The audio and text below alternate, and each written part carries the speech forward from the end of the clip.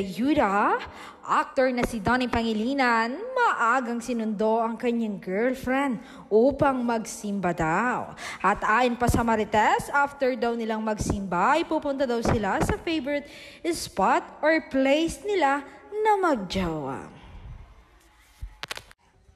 Naku, pasikreto talaga itong dalawa kung mamasyal. Sige, magmahalan lang kayo, Donnie and Belle.